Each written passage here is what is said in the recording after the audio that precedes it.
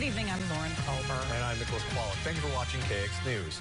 In tonight's top story, the eyes of the nation could be on Burleigh County tonight as the vote regarding refugee resettlement could make history. KX News reporter Robert Sir joins us live from Bismarck's Horizon Middle School with the details of tonight's Burleigh County Commission public hearing. Robert, good evening. Hey, Lauren and Nicholas, good evening to you both. Now, you mentioned history tonight, and that history could be made if the Burleigh County Commission votes to further ban refugee resettlement.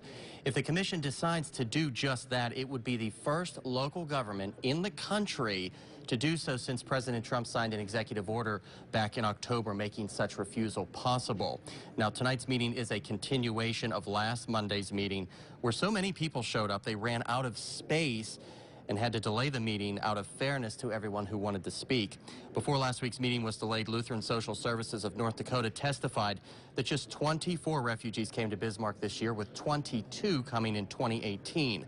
Governor Burgum said last month that North Dakota would continue accepting refugees where local jurisdictions agreed.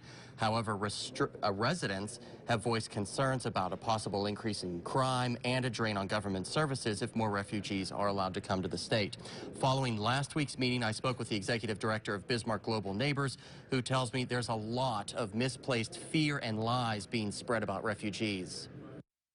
A lot of times I hear people saying that refugees are coming here to infiltrate our systems, to overthrow our government, to corrupt Christianity.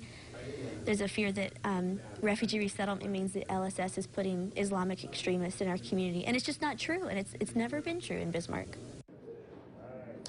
Now, it's important to note that Burleigh County Commission Chairman Brian Bittner told me directly last week he's been given no projections on future refugees and therefore can't budget for next year without any sort of guidance. He also told the Associated Press there's overwhelming public support for not allowing any more refugees to resettle in North Dakota, and it's hard to go against that public opinion. Now, coming up on KX News at 10, I'll have a full report on what the commission decided, as well as the reaction from both sides. Live at Horizon Middle School, Robert Sir, KX News.